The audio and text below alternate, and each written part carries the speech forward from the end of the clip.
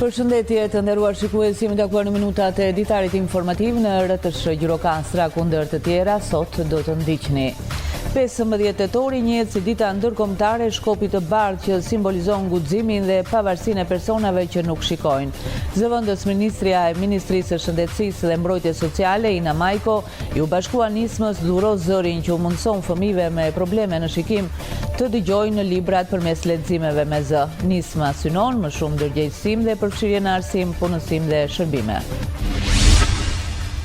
2 nga 400 oficerët e sigurisë në shkollat e arsimit parauniversitar në vend janë edhe Mariglena e Karolina, të cilat pas zhvillimit të trajnimit në Agjencinë e Sigurisë ushtrojnë këtë detyrë në gjimnazin Siri Shaplo në Gjirokastër. Ndërsa ky vit shkollor shënon edhe fillimin e kësaj detyre, ato shprehen se deri tani nuk janë hasur me problematika të mëdha. Prej 5 vitesh, Bashkia e Delvinës po përfiton një projekt social që ndihmon familjet në nevojë për rikonstruksionin e banesave të tyre. Sipas shefit të kabinetit, Ersi Amiti, edhe këtë vit do të kryen ndërhyrje në disa banesa që kanë nevojë urgjente.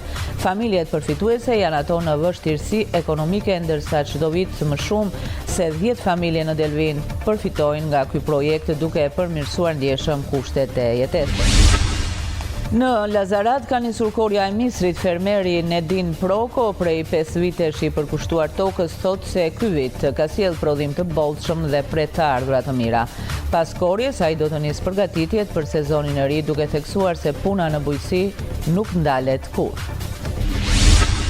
Ju njohim tani më gjërësisht. 15 tetori njihet si dita ndërkombëtare e Shkopit të bardhë, që simbolizon guximin dhe pavarësinë e personave që nuk shikojnë. Zëvendës Ministria e Ministrisë së Shëndetësisë dhe Mbrojtjes Sociale, Ina Majko, ju bashkua nismës Dhuro Zërin që u mundëson fëmijëve me probleme në shikim të dëgjojnë librat përmes leximeve me zë. Nisma synon më shumë ndërgjegjësim dhe përfshirje në arsim, punësim dhe shërbime. Shkopi i bardhë nuk sheh, por i tregon botës se para nesh është dikush që ecën me guxim. Kjo ditë kujton rëndësinë e ndërgjegjësimit për personat me dëmtime të shikimit dhe të drejtën e tyre për lëvizje të lirë, pavarësi dhe dinjitet. Me këtë rast, zëvendës Ministria e Mirëqenies Sociale dhe Mbrojtjes së Shëndetit, Ina Majko, u bë pjesë e projektit Dhuro Zërin, një nismë që synon t'u japë mundësi fëmijëve me probleme në shikim të njihen me përmbajtjen e librave përmes leximit me zë. Bashkohu dhe ti që zëri yt të bëhet drita e tyre, është mesazhi që shoqëron këtë nismë sensibilizuese.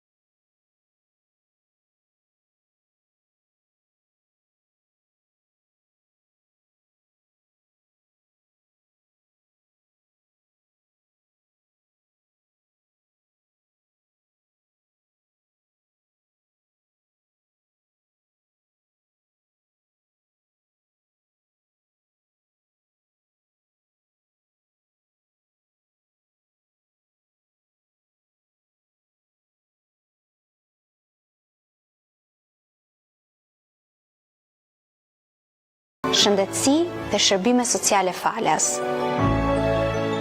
Pension invaliditeti, kompensime për energjinë dhe telefonin e shumë lehtësira të tjera të timore. Po punojmë për më shumë akses, për arsim cilësor, për punësim me dinjitet dhe pse jo një jetë totalisht të pavarur. Vitet e fundit janë hedhur hapa të rëndësishëm për përmirësimin e jetës së personave që nuk shikojnë, por nevojitet ende më shumë punë për të siguruar akses në shërbime, arsim, punësim dhe gjithëpërfshirje.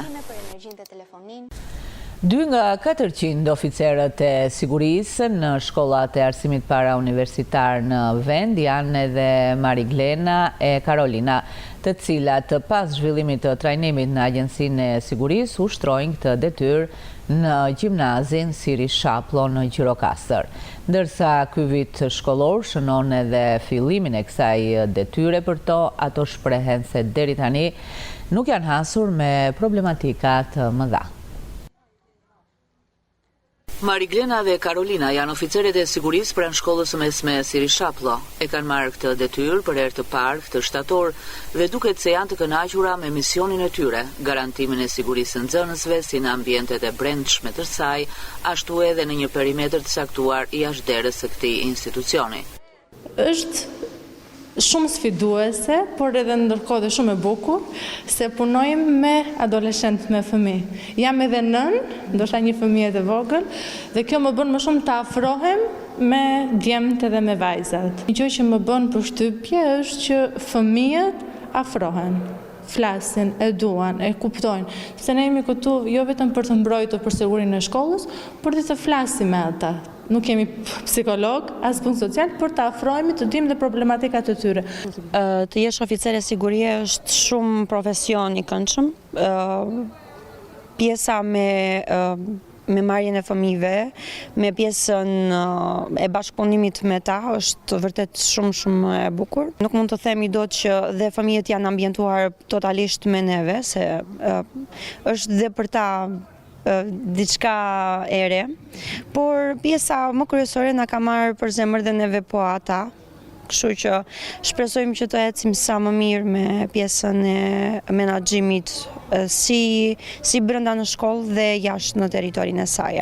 Po cilat janë problematikat me të cilat ato janë përballur në këtë fillim viti mësimor?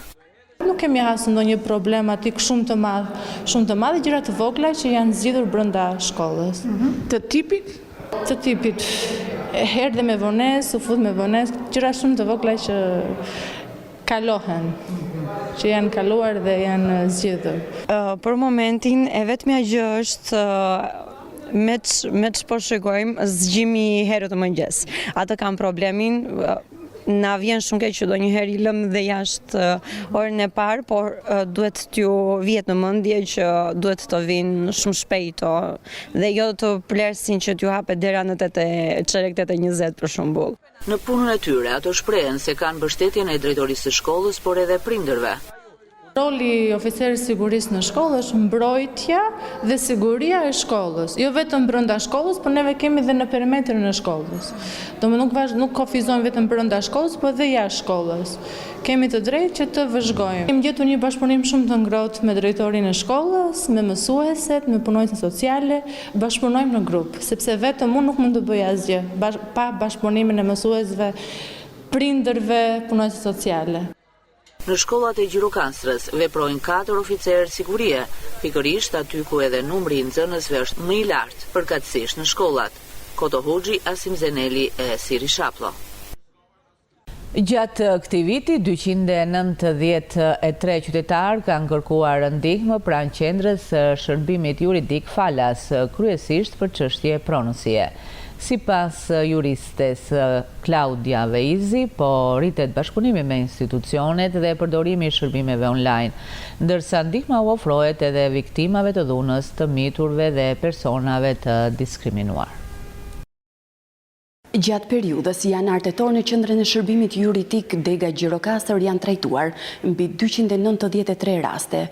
Pjesa më e madhe këtyre rasteve lidhen me çështjet mbi të drejten e pronësisë, ku dominojnë kërkesat për certifikata pronësie, kartela pasurish dhe harta kadastrale, si dhe kërkesa për informacione të ndryshme lidhur me dokumentacionet e pronësisë. Pranë qendrës së shërbimit të ndihmës juridike parasore Gjirokastër ka patur një numër të konsiderueshëm rastesh të trajtuara për qytetarët, sidomos për ata personat të cilët kanë patur kërkesë për të drejtën e pronës, pra certifikatën e pronësisë, kemi patur një numër të konsiderueshëm rastesh, duke filluar që nga aplikimet fillestare, aplikimet pranë ASHK-s për lëshim certifikate pronësie, kartele dhe hartën kadastrale, por nuk kanë munguar edhe shërbime të tjera, si zgjidhja e martesës, heqja e zotësisë për të vepruar dhe këshillimet ligjore. Rreth 292-293 raste janë trajtuar për gjithë periudhën janar deri më tani. Rastet kanë qenë të ndryshme, siç e citova edhe më përpara, por më së shumti ka qenë çështjet e pronësisë. Nuk kanë munguar edhe pensionet e invaliditetit dhe pensionet e pleqërisë. Qytetarët kanë shprehur kërkesa të ndryshme, që nga kërkesa më e thjeshtë një këshillim ligjor, se ku të drejtohen për të marrë një informacion zyrtar apo për të marrë një informacion në lidhje me problemet e tyre. Përveç se ofrojmë ndihmën juridike parësore, ofrojmë edhe ndihmën juridike dytësore me përfaqësimin me një avokat, gjithashtu dhe përjashtim nga gjitha tarifat dhe shpenzimet gjyqësore për çështjet që personat kanë në përgjykata. Përmes bashkëpunimit me instancat e tjera dhe shërbimeve online, po bëhet e mundur informimi dhe zgjidhja një sër problematikash me të cilën përballen qytetarët.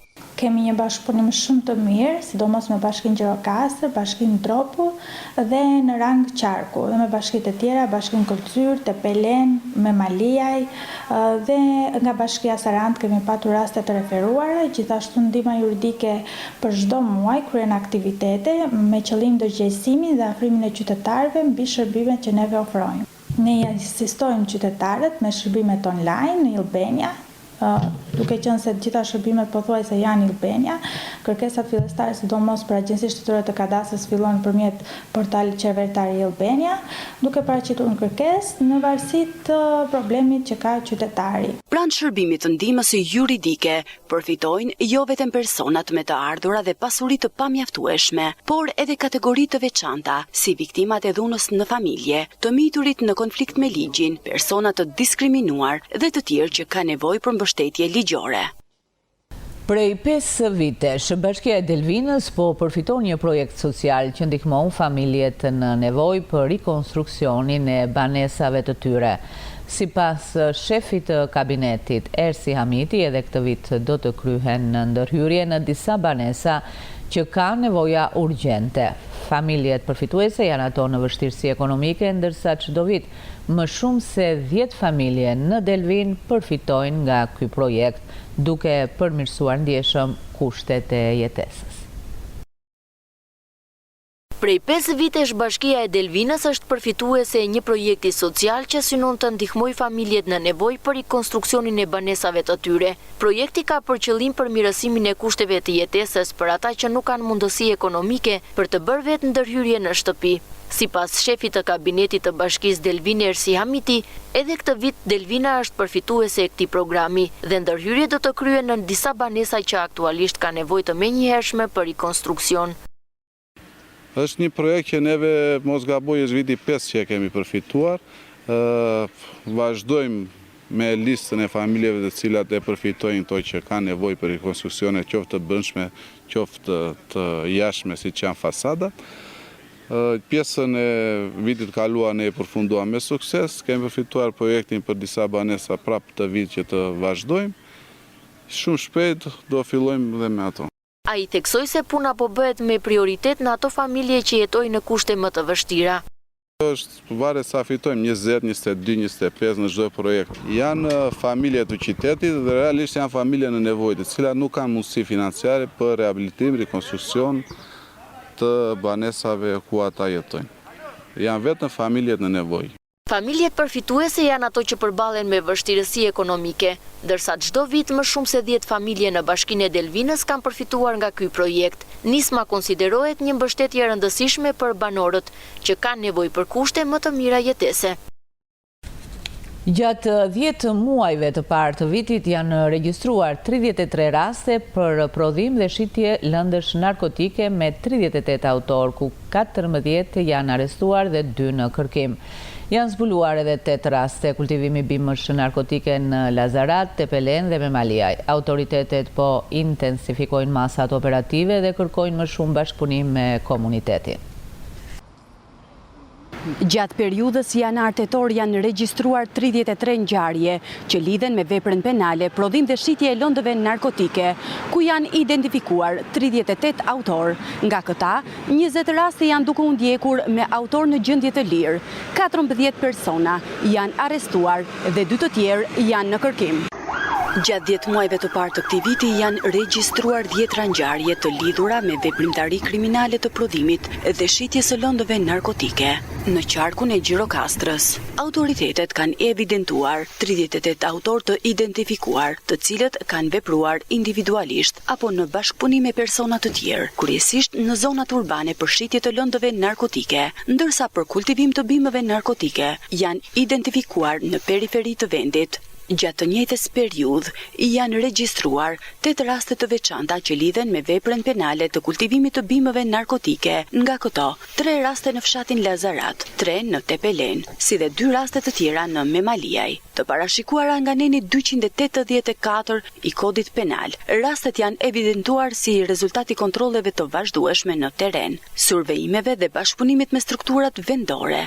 Ndërkaq, strukturat e rendit dhe organet hetimore kanë intensifikuar përpjekjet për parandalimin dhe goditjen e veprimtarive kriminale që lidhen me narkotikët, duke vënë në zbatim një sër masash operative dhe hetimore. Pavarësisht numrit të konsiderueshëm të rasteve të identifikuara, mbetet ende nevoja për forcim të bashkëpunimit ndërinstitucional dhe angazhimin e komunitetit në evidentimin dhe raportimin e rasteve të tilla. Dhe në këto momente juftoj të ndjekim disa informacione nga Rendi. Specialistët për hetimin e krimeve të stacionit policisë Memalia i referuan materialet në prokurori ku nisi procedimi në gjendje të lirë për shtetasen FH 50 vjeçe banuese në Tepelen pasi dyshohet se ka ndezur zjarr me qëllim pastrimin e tokës së saj dhe si pasojë e përhapjes së flakëve është djegur një sipërfaqe toke. Ndërsa specialistët e sektorit policisë rrugore referuan materialet në prokurori për vlerësim për 2 aksidente të ndodhura dje në aksin rrugor Gjirokastër Arshilengo, shtetasi DG 24 vjeç banues në Gjirokastër duke drejtuar automjeti, ndyshohet se ka humbur kontrollin dhe përpasoj automjeti ka dalë nga rruga. Nga aksidenti janë dëmtuar lek 24 vjeçari dhe pasagjeri në automjetin e tij në aksin rrugor Çarshov 3 Urat. Shtetasi IL 32 vjeç banues në Këlcyr duke drejtuar automjeti, ndyshohet se ka humbur kontrollin dhe përpasoj automjeti ka dalë nga rruga. Nga aksidenti janë dëmtuar lek 32 vjeçari dhe pasagjerja në automjetin e tij. Materialet procedurale ju referuan prokurorisë pranë gjykatës së shkallës së parë të jurisdiksionit të përgjithshëm Gjirokastër për veprime të mëtejshme. Nga policia kufitare vijojnë në kontrollet intensive për parandalimin dhe goditjen e veprimtarive kriminale. Tentoi të kontrabandonte mallra të ndryshme në Shqipëri, kapet nga shërbimet e policisë kufitare Kakavije dhe vihet në pranga 58 vjeçari dhe mallrat. Shërbimet e policisë kufitare në Kakavi në vijim të punës për goditjen e krimeve ndërkufitare bazuar në analizën e riskut kanë kaluar për kontroll në vit të dytë në hyrje të Shqipërisë automjetin me drejtues shtetasin HM. Në automjet gjatë kontrollit, shërbimet e policisë gjetën dhe sekuestruan mallra, 10 steka me cigare, produkte mishi dhe produkte të tjera pa fatura shoqëruese, të cilat ky shtetas tentoi t'i kontrabandonte në Shqipëri për t'i shitur. Në përfundim të veprimeve hetimore, specialistët për hetimin e krimeve në Gjirokastër arrestuan në flagrant shtetasin HM 58 vjeç banues në Tiranë për veprat penale, kontrabanda me mallra për të cilat paguhet akcizë ose me pezullim të plot apo të pjesëshëm nga detyrimet doganore ose të akcizës dhe kontrabanda me mallra të tjera. Materialet ju referuan në prokurorisë për veprime të mëtejshme. Vijoj me të tjera informacione. Në Lazarat ka nisur korja e misrit. Fermeri Nedim Proko, prej 5 vitesh i përkushtuar tokës, thot se ky vit ka sjell prodhim të bollshëm dhe pret të ardhura të mira. Pas korjes, ai do të nisë përgatitjet për sezonin e ri, duke theksuar se puna në bujqësi nuk ndalet kurrë. Në fshatin Lazarat të bashkisë Gjirokastër, Nedim Proko, 43 vjeç, prej gati 5 vitesh është i angazhuar në bujqësi. Ai e ka kthyer punën në tokë në mënyrën e tij të jetesës dhe këto ditë e gjej mesarave, duke u marrë me procesin e korjes së misrit. Sipas Prokos, ky vit ka qenë mjaft i mbar për prodhimin e misrit. Ai shprehet se rendimenti është i lartë dhe pret që edhe të ardhurat të jenë në nivele të kënaqshme. Unë është viti 5 ku që mirë me bujqësi. Kam filluar me 2 hektar, 3 hektar, kurse tani për momentin ka vajtur 15 hektar. Në këtë moment. Tani miremi me korjen e misrit, është dita e parë, e të shohim se si do eci në vazhdim. Si vjet, duket sigurisht më ndryshe, më mirë është në vitet e tjera, e të shohim se si do dalëm njërë në fund kur të mbarojmë korjen. Si vjet erdhi pak më para misri, edhe po bërna një javë mbaroj me korjen e misrit, për një javë mbarojëm. E keni të siguruar pjesën e? Po, tregun e kemi këtu në fshat e marrën blektorët të tërë, nuk na mbetet pa shitur, e kemi të garantuar shitjen. Pas përfundimit të korjes, fermieri tregon se do të nisë me njëherë përgatitjen e tokës për sezonin e ardhshëm bujqësor. Pas përfundimit të korjes, neve fillojmë me punimin e tokës, e bëjmë gati për të mbjellë, dhe shteti po na ndihmoj pak me subvencionime, akoma do t'i shtojmë na 15 mund të vemi në 20. Keni përfituar deri tani pjesën e subvencionimit? Po, kemi përfituar na, kjo kemi përfituar. Ai thekson se puna në bujqësi nuk ndalet asnjëherë dhe çdo periudhë ka rëndësinë e vet për të siguruar prodhime të mira dhe cilësore. Artizanati është një nga traditat me të cilat Shqipëria krenohet. Kjo krenari shqiptare u shpalos në panairin e organizuar në Gjirokastër, ku për 3 ditë 20 artizan prezantuan produktet e tyre të krijuara me mund dhe pasion. Lungjotja Mimoza Duka ishte e pranishme në të me produktet bio. Mes 20 stendave të panairit kultar që mbajt në Gjirokastër të bini në sy edhe ato me produkte bio. Duararta Moza Duka nuk mund t'i mungon të këti eventi, i cili si vjetë shënoj edicionin e 7. Lungjotja në stendën e saj prezentoi produktet bio, që nga likernat, glikot, tranaja, shurupet e frutave të ndryshme e deri te aromat për dollap. Por hera jo vjen me risit, të cilat i përcjell për mikrofonin ton. Apo do me thënë shurupin e kolumbris, një frut kaq i vogël, por kaq të dibërës. Po kështu edhe likerin e karafilit, do me thënë dhe kishtë i veçantë shumë, po kështu kanela, pra janë të gjitha, do me thënë shumë të veçanta dhe shumë të shishme. Po kështu tetër të veçantë që ka futur në këtë panair, ka futur dhe këto aromat. Se të marrim, do me thënë, të i vendosim në përroba, janë kjo është, si ta them, mentja, e kam thënë, po kështu borziloku që është e Gjirokastrës, borziloku edhe manzurana. Dhe këto i vendosin në përdollapet e robave, që të mbajnë aromë të mirë. Mos të marrim gjëra me kimikate. Dhe kjo është gjë e veçantë shumë. Dhe 4 heqje, si të mos nga të huaj. Dhe ishin të interesuar për borzilokun, më thanë mund të mbyllim në vendin tonë, po i thash mbylleni i thash. Moza i shetë rëndësishme evente të tilla se jo vetëm mund të shesin produktet e tyre, por edhe shkëmbejnë eksperiencat. Me thënë u bën shumë vite që në Gjirokastër në këto muaj po zhvillohet kultar. Vinë artizan nga të gjitha trevat, po thuajse, dhe ne ndihemi shumë mirë se vinë, do me thënë të gjitha trevat gërshetohet kultura, që për gatimin, që për gjëra do me thënë që po punojnë veshjet popullore, do me thënë dhe ne ndihemi shumë mirë dhe ato ndihen shumë mirë në qytetin tonë. Për realizimin e gjithë këtyre produkteve, Mozës i duhet të jetë për herë mes natyrës ku mbledh edhe frutat e bimët aromatike. Përfunduam këtu të nderuar shikues, ishte gjithçka e përgatitur për këtë ditar informativ në RTS Gjirokastra. Ndahemi duke ju uruar shikim të këndshëm të programeve në vijim.